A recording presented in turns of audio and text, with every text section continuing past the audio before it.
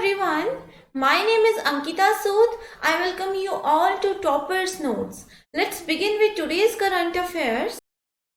First article we have is 71st Constitution Day of India.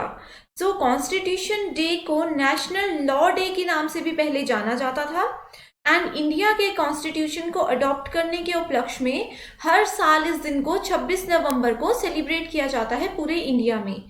साथ ही 26 नवंबर 1949 को constitution assembly of India ने constitution of India को adopt किया और यह 26 जनवरी 1950 को लागू हुआ था।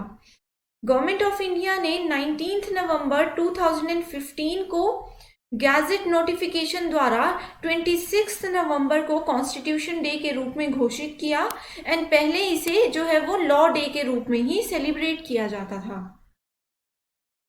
हमारा अगला आर्टिकल है वर्ल्ड एंटी ओबेसिटी डे यानी कि AOD।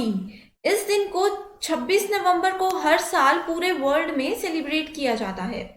2001 में मिसेस वंदना लूथरा द्वारा फाउंडेड इंडियन वेलनेस ब्रांड जिसका की नाम है VLCC ने ग्लोबल पैंडेमिक से निपटने के लिए एक एंटी ओबेसिटी इनिशिएटिव के क्रिएशन के थ्रू ओबेसिटी एंड इसके इल इफेक्ट्स यानी कि इसके सभी दुष्प्रभावों के बारे में अवेयरनेस पैदा करने की दिशा में ये पहला कदम लिया था। साथ ही अगर हम लोग बात करें तो इंडिया में ओबेसिटी 21st सेंचुरी में महामारी के अनुपात में पहुंच गया है जिसमें मॉर्बिड ओबेसिटी जो है वो देश के 5% पॉपुलेशन को इफेक्ट करता है। Our next article is the need for a proper pre-legislative consultation policy. So 2014 में pre-legislative consultation policy को अडॉप्ट किया गया था एंड जिसमें कि कुछ रूल्स को मैंडेटरी भी बताया गया था जिसमें इसे भी इंक्लूड किया गया है कि गवर्नमेंट जब भी कोई लॉ बनाती है तो उसे एटलीस्ट 30 डेज के लिए इसका एक ड्राफ्ट वर्जन जो है वो पब्लिक डोमेन में रखना होगा। साथ ही अगर हम लोग बात करें तो पॉलिसी के शुरू होने के बाद से पार्लियामेंट में प्रपोज्ड 301 लेजिस्लेशन में से 227 बिना किसी प्रीवियस कंसल्टेशन के ही इंट्रोड्यूस यहाँ पे किए गए थे। साथ ही ये भी बोला गया है कि कमेंट्स के लिए पब्लिक डोमेन में पब्लिश्ड 74 डॉक्यूमेंट्स में से एटलीस्ट 40 जो है वो 30 डेज की रिक्वायरमेंट को पूरा करते हैं। Next article we have is expert group to examine advisory against using ashwagandha leaves in ASU drugs. So ministry of Ayush ने ASU यानी कि आयुर्वेदा सिद्धा एंड यूनानी में अश्वगंधा जिसका की नाम है विथानिया सोमनीफरल इन पत्तों के यूज से रिलेटेड मामले की फिर से जांच करने के लिए जो है वो डिसीजन ले लिया है। साथ ही अगर हम लोग बात करें तो एक्सपर्ट ग्रुप साइंटिफिक एविडेंस के बेस पर ASU प्रोडक्ट्स में अश्वगंधा के पत्तों और अश्वगंधा के पंचांग के यूज पर गवर्नमेंट ऑफ इंडिया को अप्रोप्रिएट रिकमेंडेशन जरूर देगा। हमारा अगला आर्टिकल है प्रधानमंत्री गरीब कल्याण अन्न योजना।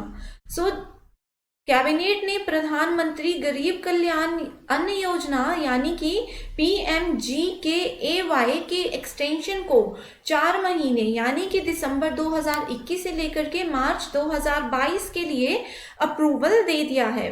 साथ ही अगर हम लोग बात करें तो यह इस स्कीम का 5th फेज होगा। फेज 5 में फूड ग्रेन्स का टोटल आउटगो 163 LMT होने की यहाँ पे जो है उम्मीद लगाई जा रही है। सो अगर हम लोग इस स्कीम के कुछ फेज की बात करें तो initially it was announced for a period of 3 months only यानी कि अप्रैल मई एंड जून के लिए ही इसे अप्रूव किया गया था जिसमें कि उन्होंने more than 80 crore ration card holders को इंक्लूड किया था। तो उसके बाद अगर हम फेज 1 की बात करें तो वो था अप्रैल से लेकर के जून 2020 तक जहां से कि कोरोना के केसेस स्टार्ट हुए थे। फेज 2 था जुलाई से नवंबर 2020। थर्ड फेज का जो टाइम था वो था मई से जून 2021। नेक्स्ट था फेज 4 जुलाई to November 2021। अब जो फेज 5 है वो होगा 1 दिसंबर से चालू होगा वो, एंड मार्च 2022 तक वो लागू रहेगा। तो अब बात करते हैं इस स्कीम के बारे में, यानी कि प्रधानमंत्री गरीब कल्याण अन्न योजना के बारे में। So it was introduced in March 2020 as a food security welfare scheme, ठीक है। And Pradhan Mantri Garib Kalyan Anna Yojana scheme is operated by department of food and public distribution under the ministry of consumer affairs, food and public distribution. साथ ही अगर हम लोग बात करें तो नोडल मिनिस्ट्री यानी कि मिनिस्ट्री ऑफ फाइनेंस भी इसमें इंक्लूडेड है। It is also a part of आत्मनिर्भर भारत यानी कि सेल्फ रिलिएंट इंडिया इनिशिएटिव, उसका भी ये एक सब पार्ट हम इसे बोल सकते हैं। तो अगर हम लोग अब बात करें इस स्कीम के ऑब्जेक्टिव की, तो it is to provide 5 kg of wheat and rice free of cost to 80 crore beneficiaries under NFSA scheme 2013, in addition to 5 kg subsidized food grains already provided under PDS। तो ये इनके main objective थे। हमारा अगला article है external affairs minister S Jaishankar ने heads of government की Shanghai cooperation organisation, जिसे कि एससीओ भी बोला जाता है, एससीओ के काउंसिल की 20th मीटिंग में वर्चुअली एक स्पीच डिलीवर करते हुए ये कहा है कि बायलैटरल इश्यूज रेज करना एससीओ की भावना के प्रतिकूल है और इसकी निंदा की जानी चाहिए। तो अब बात करते हैं कि शंघाई कॉरपोरेशन ऑर्गेनाइजेशन यानी कि एससीओ होता क्या है। So it is a Eurasian political, economic and military organisation, and इसे एस्टैब्लिश किया गया था by the leaders of China, रूस, कजाकिस्तान, किर्गिस्तान एंड ताजिकिस्तान। साथ ही अगर हम लोग बात करें तो एससीओ 19 सितंबर 2003 को लागू हुआ था एंड इसका सेक्रेटरीट जो है वो शंघाई चीन में सिचुएटेड है। Our next article is error corrected on interpreting POSCO Act। So recently supreme court ने बॉम्बे हाई कोर्ट की नागपुर बेंच में एक जज के द्वारा की गई व्याख्या की एक एरर को करेक्ट करने के लिए डिसीजन लिया है, जिसमें उन्होंने कहा है कि sexual assault on a child victim would require skin to skin contact. इसके 2 जजमेंट्स को रद्द कर दिया गया है, जिसमें बच्चों के अगेंस्ट 2 ऑफेंडर्स को सेक्सुअल असॉल्ट के गंभीर आरोप से बरी कर दिया गया था, जबकि उन्हें लेसर ऑफेंसेस के लिए शॉर्ट प्रिजन की सजा जो है वो यहाँ पे सुनाई गई थी। सो अब बात करते हैं कि ये पोस्को एक्ट होता क्या है। So POCSO here stands for protection of children from sexual offences act 2012, यानी कि इसे डेवलप किया था 2012 में to specifically deal with sexual offences committed against children. Also it includes offences like sexual assault, sexual harassment and child pornography. Here, a child is described as a person under the age of 18 years, and the act aims to provide protection to the child throughout the judicial process। हमारा अगला article है EWS Kota के लिए आय मानदंड पर फिर से विचार करेगी सरकार। सो यूनियन गवर्नमेंट ने थर्सडे को सुप्रीम कोर्ट को इन्फॉर्म किया कि उसने रिजर्वेशन प्रोवाइड करवाने के लिए इकोनॉमिकली वीकर सेक्शन यानी कि EWS को डिटरमाइन करने के लिए क्राइटेरिया पर फिर से विचार करने के लिए कंसीडर डिसीजन लिया है। साथ ही यूनियन गवर्नमेंट ने कॉन्स्टिट्यूशन एक्ट 2019 द्वारा सम्मिलित कॉन्स्टिट्यूशन के आर्टिकल 15 के प्रोविजन ऑफ एक्सप्लेनेशन के संदर्भ में इकोनॉमिकली वीकर्स के निर्धारण के क्राइटेरिया पर फिर से विचार करने का एक डिसीजन जो है वो ले लिया है। Our next article is IT Minister inaugurates Aadhaar 2.0। So recently Ministry of Electronics and Information Technology ने आधार 2.0 जिसका कि टाइटल था Ushering the Next Era of Digital Identity and Smart Governance, इस नाम का एक 3-day वर्कशॉप का इन्होंने रिसेंटली उद्घाटन किया है।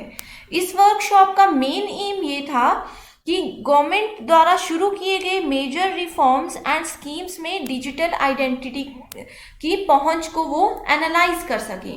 साथ ही अगर हम लोग बात करें तो इसका दूसरा एम ये था कि social as well as financial दोनों तरह से यूनिवर्सल इंक्लूजन अचीव करने के लिए डिजिटल आइडेंटिटी के वेरियस फ्यूचरिस्टिक एस्पेक्ट्स पर भी यहाँ पे गौर किया गया था। Next article is National Action Plan to Combat Antimicrobial Resistance. So recently Ministry of Animal Husbandry and Dairying ने World Antimicrobial Awareness जिसे कि WAAW जो कि नवंबर 18 से लेके 24 तक सेलिब्रेट किया गया था, इन्होंने उसे सेलिब्रेट करते हुए एंटीमाइक्रोबायल रेजिस्टेंस यानी कि AMR से निपटने के लिए नेशनल एक्शन प्लान पर एक वर्कशॉप जो है वो ऑर्गेनाइज करवाया था। साथ ही इस साल WAAN की थीम थी स्प्रेड अवेयरनेस स्टॉप रेजिस्टेंस, जिसका कि मतलब है जागरूकता फैलाओ और प्रतिरोध को रोको। नेक्स्ट अगर हम लोग बात करें तो during WAAW AMR tripartite organisations World Health Organization, Food and Agriculture Organization of United Nations and World Organization of Animal Health द्वारा AMR के बारे में अवेयरनेस फैलाने में मदद करने के लिए इंटरनेशनल कलर कैंपेन जिसका कि नाम रखा गया था गो ब्लू कैंपेन, इसे शुरू किया गया था। Our next article is China non-committal to Washington's oil release OPEC plus unmoved. So United States ने मार्केट को लोन के साथ साथ 50 million barrels pre approved sales पर रिजर्व रिलीज करने के लिए सबसे बड़ी कमिटमेंट की है। साथ ही अगर हम लोग बात करें तो चाइना जो कि वर्ल्ड का लार्जेस्ट क्रूड इंपोर्टर है, उसने अपने रिजर्व से ऑयल रिलीज करने के अपने इंटेंशन के बारे में जो है वो नॉन कमिटल था, जबकि OPEC प्रोड्यूसर्स यूएस एक्शन आलोक में रणनीति बदलने पर विचार नहीं कर रहे थे। तो अब बात करते हैं कि OPEC प्लस होता क्या है। तो it refers to the alliance of crude producers who have been undertaking corrections in supply in the oil markets since 2017. Next article we have is FBI calls dealing with Havana syndrome a top priority. So recently US Federal Bureau of Investigation यानी कि FBI ने कहा है कि हवाना syndrome के issue से deal करना उनकी टॉप प्रायोरिटी रहेगी and it will keep investigating the case and how to protect the staff. तो अब बात करते हैं कि हवाना सिंड्रोम के क्या लक्षण हैं। तो इसमें पहला है गंभीर सिरदर्द, दूसरा है थकान, तीसरा है चक्कर आना, चौथा है नींद की समस्या और लास्ट जो इसका लक्षण है वो है बहरापन। Our next article is China non-committal to Washington's oil release OPEC plus unmoved. So United States ने मार्केट को लोन के साथ साथ 50 million barrels pre approved sales पर रिजर्व रिलीज करने के लिए सबसे बड़ी कमिटमेंट की है। साथ ही अगर हम लोग बात करें तो चाइना जो कि वर्ल्ड का लार्जेस्ट क्रूड इंपोर्टर है, उसने अपने रिजर्व से ऑयल रिलीज करने के अपने इंटेंशन के बारे में जो है वो नॉन कमिटल था, जबकि OPEC प्रोड्यूसर्स यूएस एक्शन आलोक में रणनीति बदलने पर विचार नहीं कर रहे थे।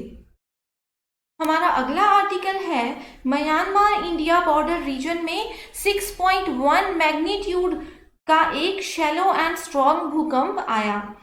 यूरोपियन मेडिटेरेनियन सिस्मोलॉजिकल सेंटर जिसे कि EMSC भी बोला जाता है, EMSC की वेबसाइट पर पोस्ट किए गए अकाउंट्स के अनुसार भूकंप जो है वो बांग्लादेश के चटगांव और कोलकाता तक महसूस किया गया था। That's all for today. Thank you so much.